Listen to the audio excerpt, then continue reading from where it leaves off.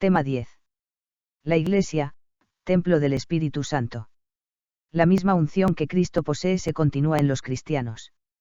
Antes del Concilio Vaticano II existía un déficit en la consideración de la dimensión pneumatológica de la Iglesia. Si el Antiguo Testamento tenía el templo como referencia última, a partir de la encarnación, la humanidad de Cristo es el nuevo templo, es decir, su cuerpo que es la Iglesia y, por tanto, la vida entera de los cristianos. En este tema comenzamos explicando en qué sentido el Espíritu Santo es como el alma de la Iglesia. A continuación enlazamos con lo ya estudiado sobre la Trinidad como origen de la Iglesia, para comprender la misión del Espíritu Santo según la Escritura y la tradición. Más adelante profundizamos en la teología de la función del Espíritu en la Iglesia y en su aportación a la comprensión del misterio de la Iglesia. Como en los temas anteriores, señalamos algunas implicaciones pastorales. Por último presentamos sintéticamente la coherencia entre las imágenes eclesiológicas, lo que nos servirá para recapitular los tres últimos temas. Introducción.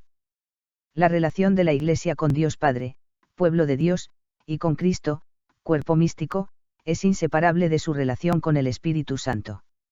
Así lo afirma el Concilio Vaticano II, precisamente en el contexto de la unidad y de la vida del cuerpo místico que formamos con Cristo. Más para que incesantemente nos renovemos en él, cf. F.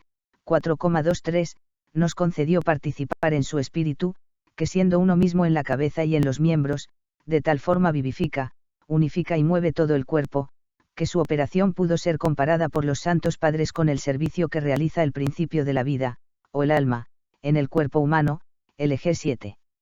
Es el mismo espíritu que Cristo posee tanto en su vida terrena como en su existencia escatológica a la derecha del Padre, el que habita en la Iglesia y en cada uno de los cristianos personalmente considerados. La unción de Cristo se continúa en los cristianos.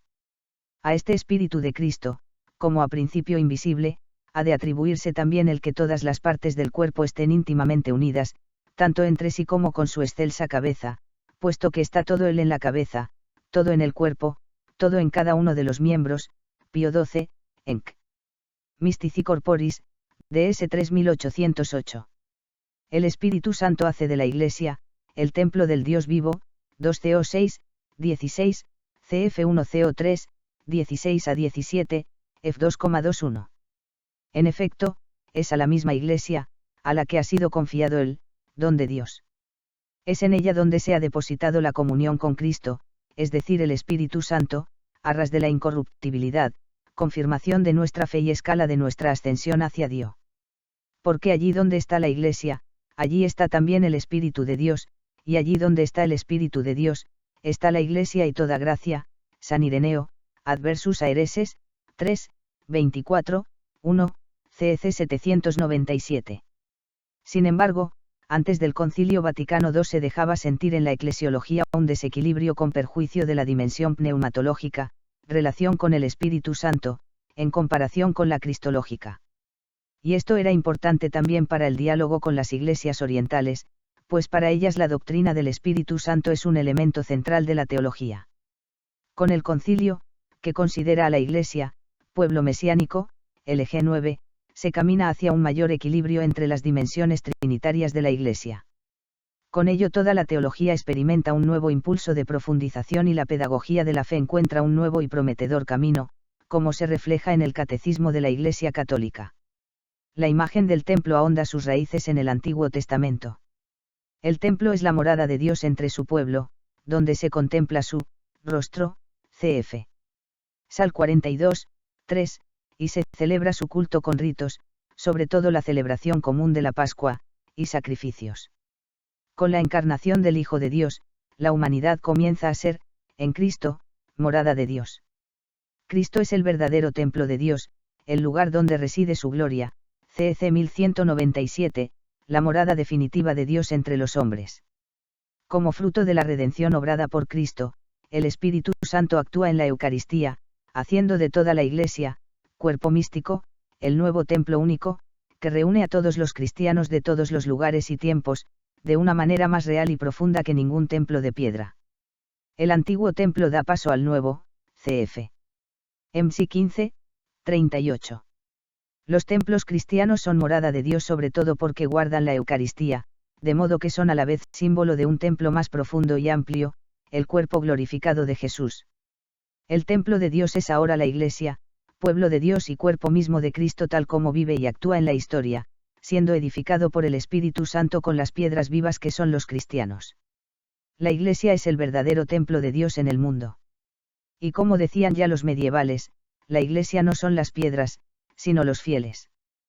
Esta construcción recibe diversos nombres: Casa de Dios, 1 Tim 3, 15, en la que habita su familia, habitación de Dios en el Espíritu, F 2, 19 a 22, tienda de Dios con los hombres, AP 21, 3, y sobre todo, templo santo. Representado en los templos de piedra, los padres cantan sus alabanzas, y la liturgia, con razón, lo compara a la ciudad santa, a la Nueva Jerusalén. En ella, en efecto, nosotros como piedras vivas entramos en su construcción en este mundo, cf 1p2, 5. San Juan ve en el mundo renovado bajar del cielo, de junto a Dios, esta ciudad santa arreglada como una esposa embellecidas para su esposo, AP 21, 1 a 2, CEC, N 756. El nuevo culto espiritual, es, por tanto, la entera vida de los cristianos, tanto en su dimensión personal como en su dimensión social eclesial, es decir, en la Iglesia y en el mundo. Este culto está fundamentado en la fe, centrado en la celebración litúrgica y se extiende a la vida cristiana, que es toda ella vocación a la santidad, cuya sustancia es la caridad. 1. El Espíritu Santo, alma, de la Iglesia y principio de su unidad. En el mismo lugar en que trata de la Iglesia como cuerpo de Cristo, dice Lumen Gentium que la acción del Espíritu Santo, pudo ser comparada por los santos padres con el servicio que realiza el principio de la vida, o el alma, en el cuerpo humano, N7. Con anterioridad afirmaba la Mystici Corporis, 1943, que el Espíritu Santo es, el principio de toda acción vital y saludable en todas las partes del cuerpo místico, N26. El Catecismo de la Iglesia Católica completa y desarrolla esta doctrina diciendo que el Espíritu Santo, actúa de múltiples maneras en la edificación de todo el cuerpo en la caridad, cf. F4, 16. Y lo realiza concretamente, por la palabra de Dios, por el bautismo y los sacramentos, por la gracia, las virtudes y los carismas, CFN 798.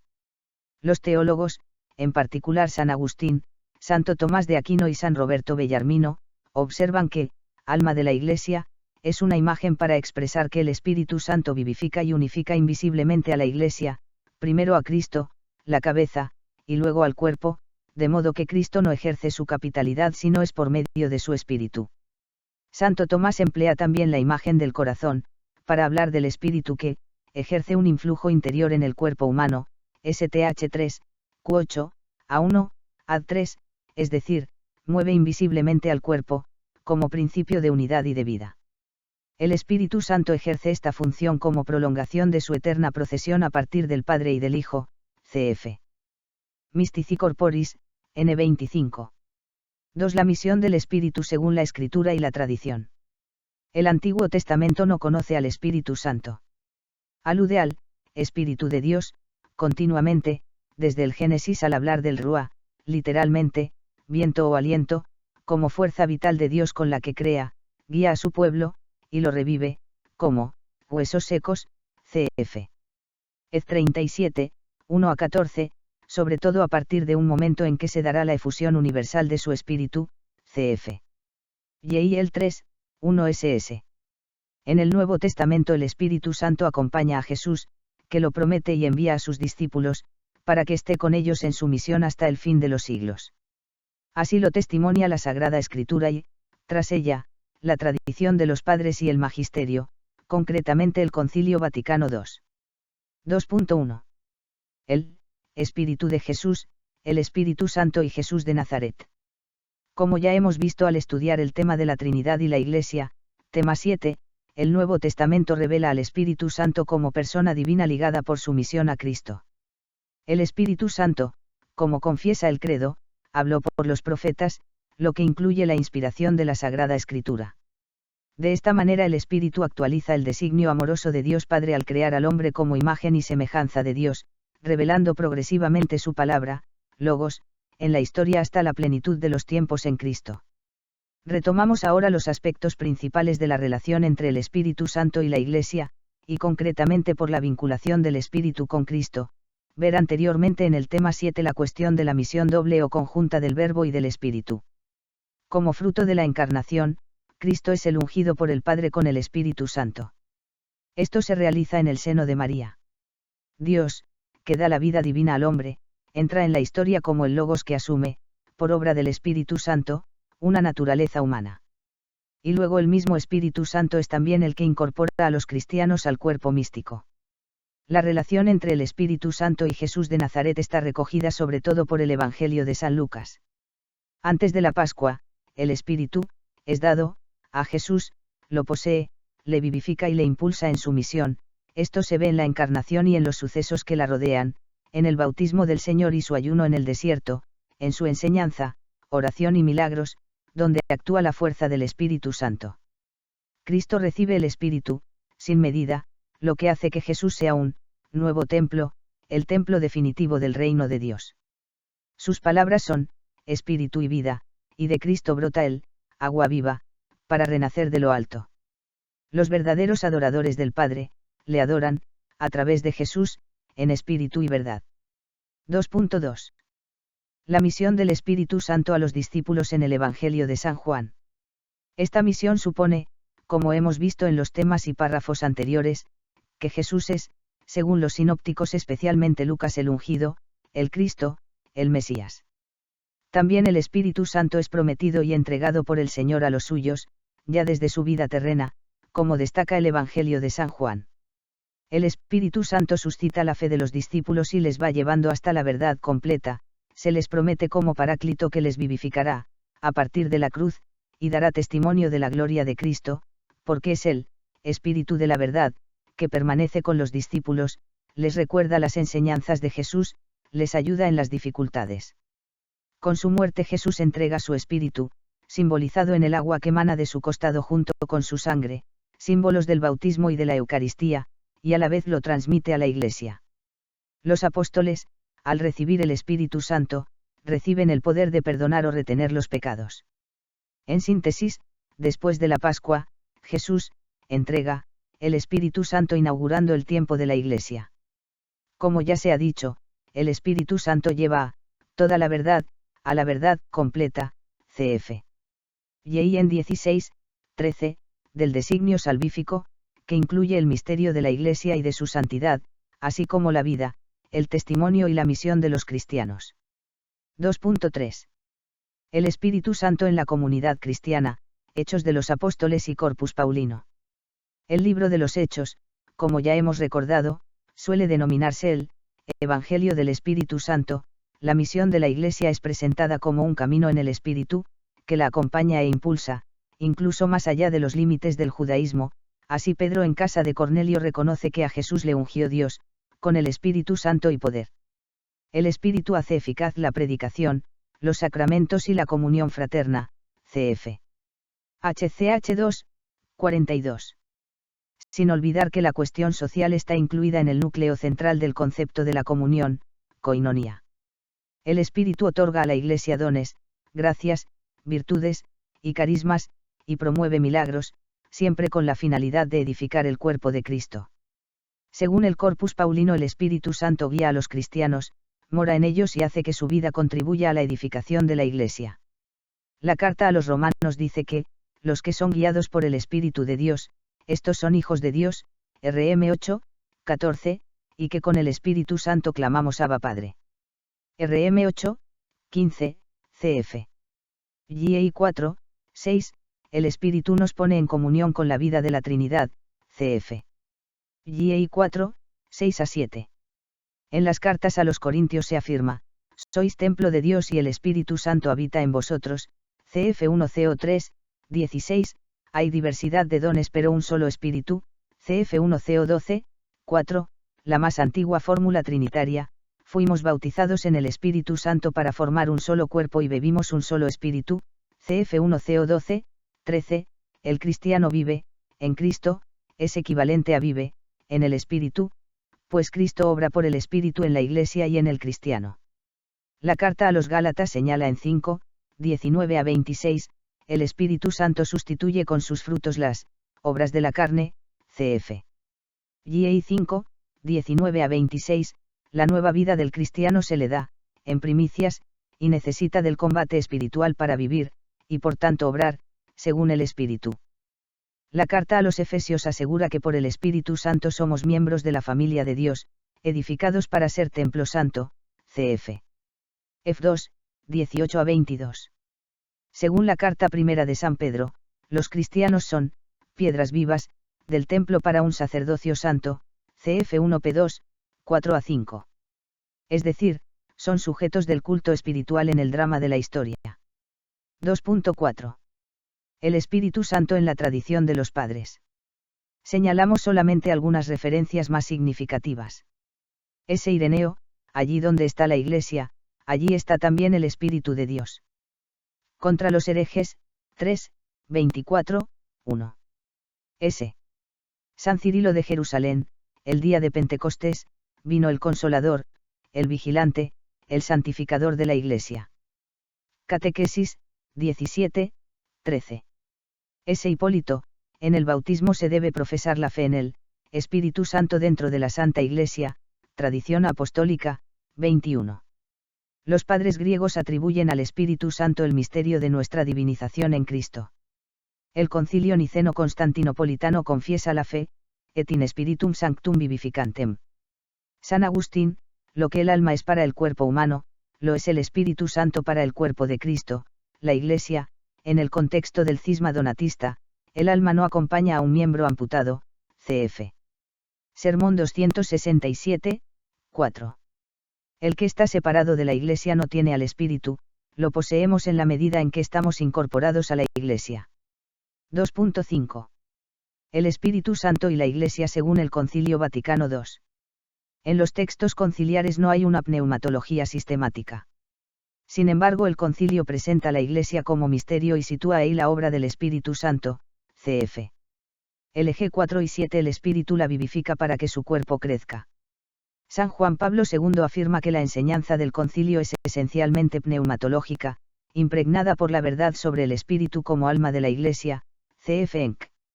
Dominum et Vivificantem, 18 de mayo de 1986, N26. El Espíritu Santo es el principio de toda acción vital y verdaderamente saludable en todas las partes del cuerpo, Pío XII, Mystici Corporis, DS 3808. Actúa de múltiples maneras en la edificación de todo el cuerpo en la caridad, cf. F4, 16 por la palabra de Dios, que tiene el poder de construir el edificio, HCH 20, 32, por el bautismo mediante el cual forma el cuerpo de Cristo, CF1 CO 12, 13, por los sacramentos que hacen crecer y curan a los miembros de Cristo, por la gracia concedida a los apóstoles que entre estos dones destaca, LG 7, por las virtudes que hacen obrar según el bien, y por las múltiples gracias especiales, llamadas carismas, mediante las cuales los fieles quedan preparados y dispuestos a asumir diversas tareas o ministerios que contribuyen a renovar y construir más y más la Iglesia, LG 12, CF. A3, CEC 798. 3. Teología de la función del Espíritu Santo en la Iglesia. Después de recoger sintéticamente algunos presupuestos, señalamos aspectos de la teología contemporánea que muestran cómo ayuda la imagen de la Iglesia templo del Espíritu a la profundización en el misterio de la Iglesia. 3.1. Presupuestos. La imagen de la Iglesia como templo del Espíritu Santo tiene su raíz en el camino del pueblo elegido hacia el Sinaí, como preludio de las moradas eternas. Por ello se celebra la fiesta de las tiendas.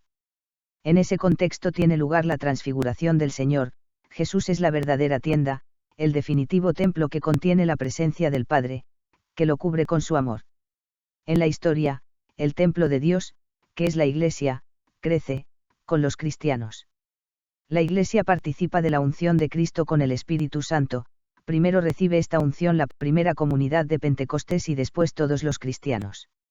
En este sentido se puede afirmar que la Iglesia no es tanto una encarnación continuada de Cristo como más bien la unción continuada de Cristo en su cuerpo eclesial.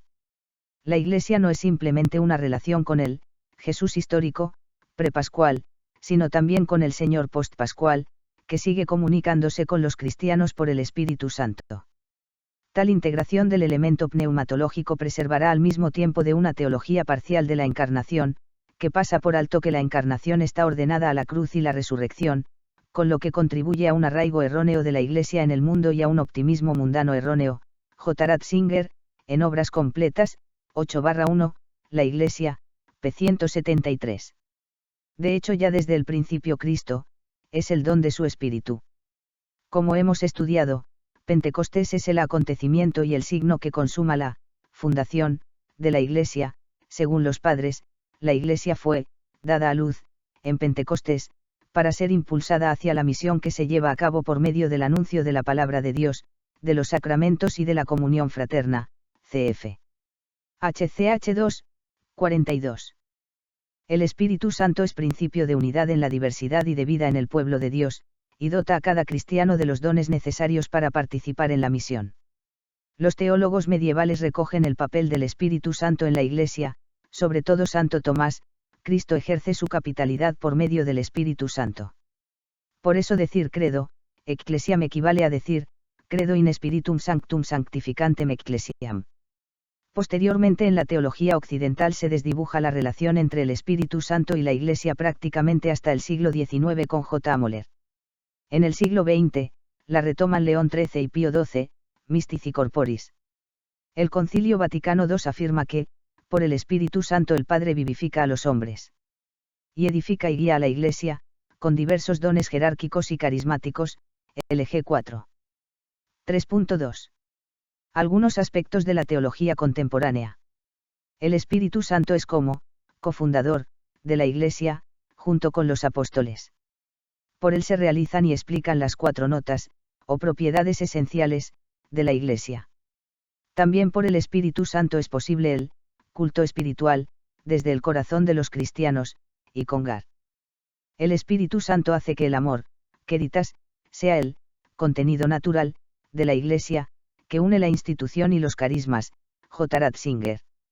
Gracias a su acción a la vez en la Iglesia y en las almas, el Espíritu Santo une la dimensión objetiva de la Iglesia, que puede verse en su tradición, en la inspiración de las Sagradas Escrituras, en la institución y eficacia de los sacramentos, en el ministerio ordenado y concretamente en la función del magisterio eclesiástico, a su dimensión subjetiva, es decir, al vivir la Iglesia en y a partir de los sujetos cristianos, de las personas concretas, y viceversa, pues no se da auténtica vida cristiana puramente privada al margen de la Iglesia.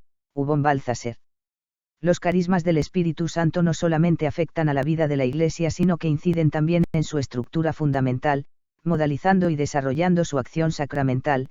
P. Rodríguez, véase al respecto, más adelante, el tema 15.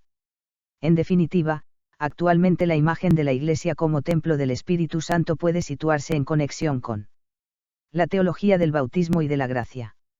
La interrelación entre institución y carisma. La mutua referencia entre lo objetivo y lo personal, o subjetivo en este sentido, en la Iglesia.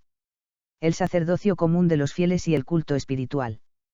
Los carismas y su papel en la estructura de la Iglesia. La importancia de la caridad en la edificación de la Iglesia. 3.3. Modo en que la imagen Iglesia templo del Espíritu Santo ayuda a profundizar en el misterio de la Iglesia. Finalizamos este apartado subrayando las principales aportaciones de la imagen eclesiológica de la Iglesia como templo del Espíritu Santo para una eclesiología sistemática. Esta imagen señala al Espíritu Santo como vínculo de unidad y de vida con Cristo y entre los cristianos, e incluso la acción escondida de la gracia fuera de los márgenes visibles de la Iglesia, semillas del verbo y preparación del Evangelio, en los pueblos, culturas y religiones. Todo ello, con vistas a la plenitud de la vida cristiana que se encuentra en la Iglesia. Al hablar de la Iglesia como templo del Espíritu, se destaca que la unidad en la Iglesia no es uniformidad sino diversidad, dones, tareas y servicios. Asimismo subraya que en la vocación cristiana lo fundamental es la santificación, piedras vivas, como presupuesto de la misión, unidad entre santidad, consagración y misión. Destaca que en la santificación la primacía debe darse a la vida de la gracia, manifestada en la caridad. 4 implicaciones pastorales de la imagen Iglesia templo del Espíritu Santo. La dimensión pneumatológica de la Iglesia, que redescubre esta imagen, tiene abundantes implicaciones prácticas, educativas y pastorales. Señalemos algunas particularmente significativas. A. Por la acción del Espíritu Santo, la santidad como vida interior de la Iglesia se expresa en la liturgia, cf. La liturgia de la dedicación de una iglesia, y se prolonga en la vida cristiana como culto espiritual, logique latreia, RM 12, 1, y como servicio de caridad en el mundo. De ahí la importancia de unir la formación espiritual con la formación litúrgica, sin olvidar la doctrina social de la Iglesia. B. No hay una estructura carismática de la Iglesia independiente de su estructura institucional. Afirmar esto, lo que es propio de los espiritualismos y carismatismos, supone un reduccionismo pneumatológico que olvida la inseparable presencia del Espíritu con Cristo, Espíritu de Cristo. Por tanto, no cabe apelación alguna a la libertad del Espíritu que no deba al mismo tiempo apreciar la autoridad jerárquica de la Iglesia. Gracias al único y mismo Espíritu Santo cabe la armonía entre carisma e institución. C. Los carismas en su unidad, diversidad y complementariedad son dones especiales otorgados para la misión de la Iglesia. Son dones, libres, en cuanto que su recepción por parte del sujeto no está vinculada a la celebración de los sacramentos. Pero el Espíritu Santo no va, por libre, respecto a la misión de Cristo, todo lo que actúa o anticipa el Espíritu es para la edificación del cuerpo de Cristo. Los carismas se han de acoger con reconocimiento por el que los recibe, y también por todos los miembros de la Iglesia. En efecto, son una maravillosa riqueza de gracia para la vitalidad apostólica y para la santidad de todo el cuerpo de Cristo. Los carismas constituyen tal riqueza siempre que se trate de dones que provienen verdaderamente del Espíritu Santo y que se ejerzan de modo plenamente conforme a los impulsos auténticos de este mismo Espíritu, es decir, según la caridad, verdadera medida de los carismas, cf. 1 Co 13. Por esta razón aparece siempre necesario el discernimiento de carismas. Ningún carisma dispensa de la referencia y de la sumisión a los pastores de la Iglesia. A ellos compete sobre todo no apagar el espíritu, sino examinarlo todo y quedarse con lo bueno, LG 12, a fin de que todos los carismas cooperen, en su diversidad y complementariedad, al bien común, CF 1 CO 12, 7, CEC 800 a 801. D. Todas las vocaciones y todos los movimientos que se dan en la Iglesia están para manifestar y realizar históricamente la unidad, que es unidad en la diversidad de la Iglesia y de su misión. Por tanto, la autoridad en la Iglesia ha de ejercerse en este fomento de la unidad que respeta la legítima diversidad. 5. Coherencia entre las diversas imágenes o nociones eclesiológicas. Por último, cabe insistir en que ninguna de las imágenes eclesiológicas expresa por sí sola el misterio de la Iglesia, sino que se requieren mutua y complementariamente. 5.1. Las imágenes eclesiológicas no pueden tomarse aisladamente. Es importante notar que estas tres imágenes de la Iglesia, como sucede con cualquier otra imagen, no pueden considerarse aisladamente, porque cada una de ellas deja de expresar algunos aspectos esenciales de la Iglesia. La imagen, cuerpo, no habla de la vocación, no distingue a Cristo de la Iglesia, podría llevar a un misticismo o un naturalismo o incluso biologismo, no considera las etapas históricas de la Iglesia, destaca las funciones de los miembros sobre su radical dignidad. La imagen, pueblo, no destaca la novedad radical de la Iglesia respecto a Israel, incorporación a Cristo, acentúa más el, todavía no, que el, ya, conlleva el riesgo de una visión reducida a lo sociopolítico. La evangelización no se identifica con el compromiso temporal de los cristianos, que es una consecuencia. La imagen, templo, no explica de por sí la estructura visible de la Iglesia, ni la finalidad de su vida espiritual, incorporación a Cristo, ni su contexto histórico, riesgos de espiritualismo y carismatismo. 5.2. Algunas formulaciones sintéticas. A modo de ejemplo pueden recogerse algunas formulaciones sintéticas que unen entre sí las imágenes trinitarias de la Iglesia, con diversos matices. Así pues, ora y trabaja a un tiempo la Iglesia, para que la totalidad del mundo se incorpore al pueblo de Dios, cuerpo del Señor y templo del Espíritu Santo, Lumen Gentium, N17. La Iglesia es, el pueblo de Dios que existe en la situación de cuerpo de Cristo y templo del Espíritu, y congar. La Iglesia es hija del Padre, y cuerpo de Cristo, animado por el Espíritu Santo, N Silanes. cabría decir que la Iglesia es el misterio del nuevo pueblo de Dios, cuya novedad consiste en ser el cuerpo de Cristo ungido con el Espíritu Santo.